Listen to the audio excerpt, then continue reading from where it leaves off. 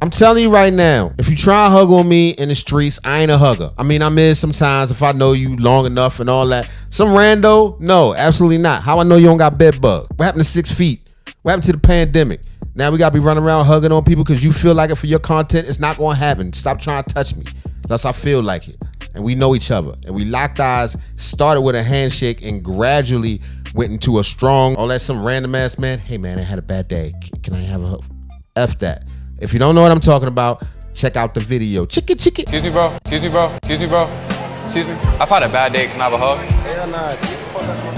Oh. That's right, nigga. What you think this is? I'm curious as to how the demographic. He looked real sad. Okay.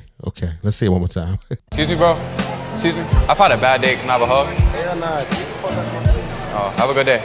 I'm curious how the demographics for this video shake out. Have you ever noticed that on the internet, there seems to be this trend of just hating on men for no reason? Harmless viral video of, well, I don't know, say a guy going up to strangers in the mall asking for a hug. And a man doesn't feel the need to give a guy a hug right now. Maybe he's just not up to it, or hell, maybe he just doesn't want to hug a stranger. And all of a sudden, the guy gets classified as being an evil person. Oh, wait, that actually happened. If that's the case and I'm evil as shit, I ain't hugging nobody in the street. What if he stabs me in my heart? I'm not doing it. First of all, let it be clear, I'm a hugger myself, but that doesn't mean a stranger can come up to me and ask for Bet you is. This nigga got a Cosby shirt on. Young nigga with a Cosby. Where'd you even find this? Where'd you find a Coogee? sort of hug. I don't know you. I don't care if you have 11 million subscribers. I'm just fucking around. Shout out Omi.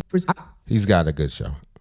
How it's gonna make me look on the internet. I just don't want to hug you at the moment. And especially with all this sickness going on, you can hear my voice right now. I'm not just out here hugging random people. And this can even be broken down by a race thing, because when it gets flipped, when a black man is asking for a hug or is in some sort of similar social experiment video, it goes totally left. Now, everybody was so mad at the way that these black men responded to a random person walking up on them, asking them for a hug. And you know who was mad at us black men the most? Black women. One thing I gotta say, though, is that it felt so good just to see these black women being so kind and so open and welcoming to this white man asking for a hug, when we couldn't even get y'all to smile at us. Did y'all just think that we forgot? Y'all were making think pieces for weeks over the fact that black men asked black women to smile, but some random ass white nigga could walk up on y'all and get a hug. If we did that, we'd be a where my hug that ass nigga. Let that have been a ring.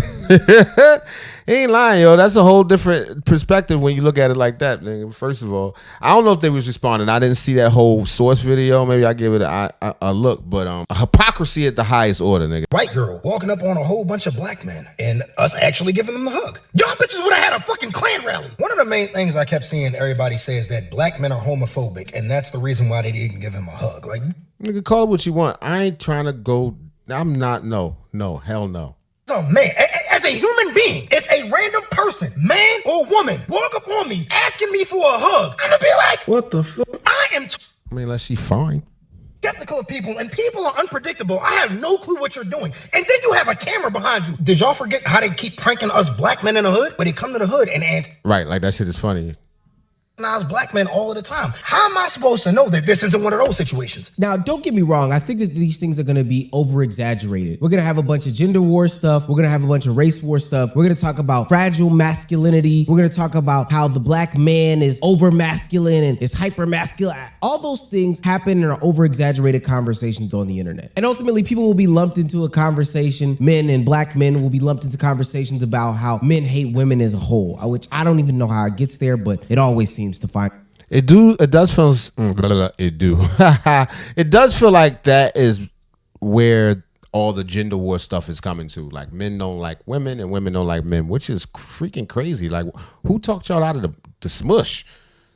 What the hell? I never thought I'd see the day. I should have known it when skinny jeans first came out. When I first seen them, I was like, I don't know, something's changing. Something's changed in the world for an old dog. I must be in the winter of my life, nigga, because I never seen such a thing.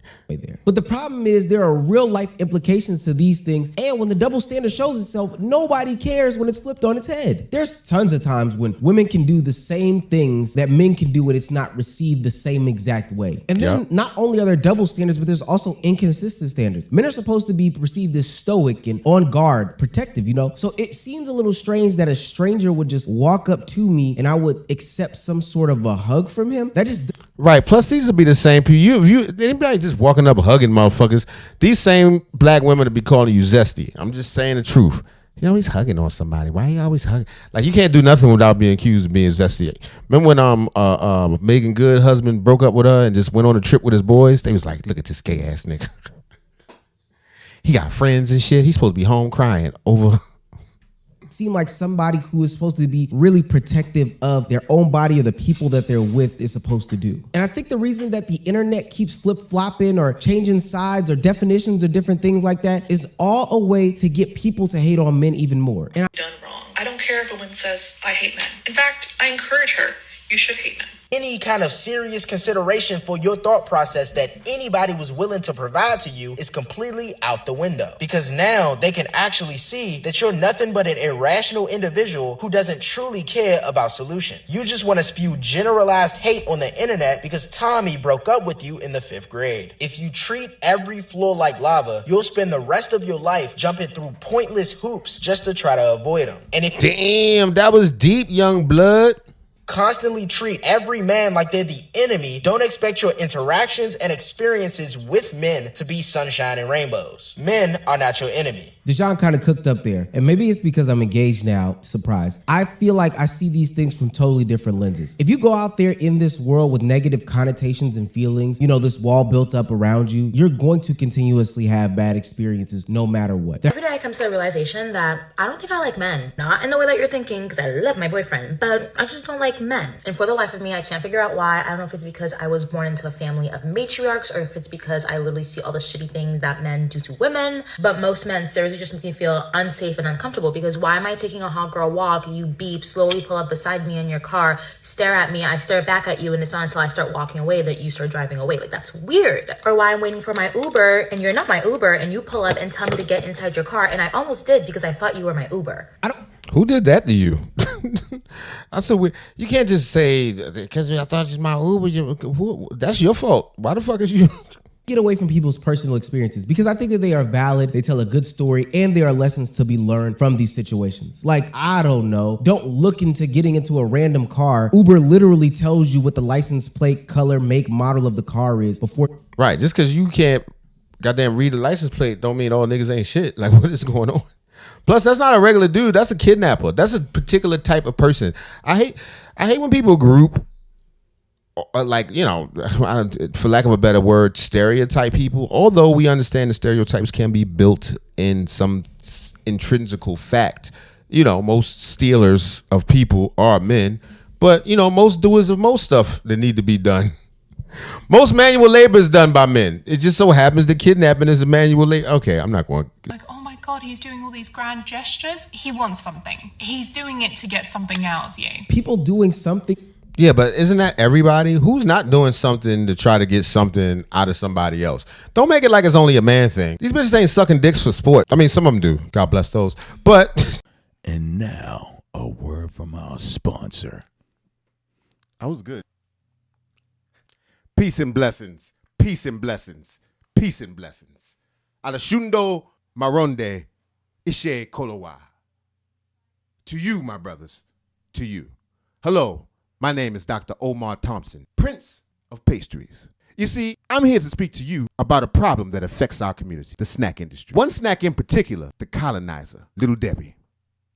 See, wherever you find strife and poverty, who do you find but Little Debbie? The young colonizer has been affecting our family for years. That is why I, Dr. Omar Thompson, have created the Little Devron.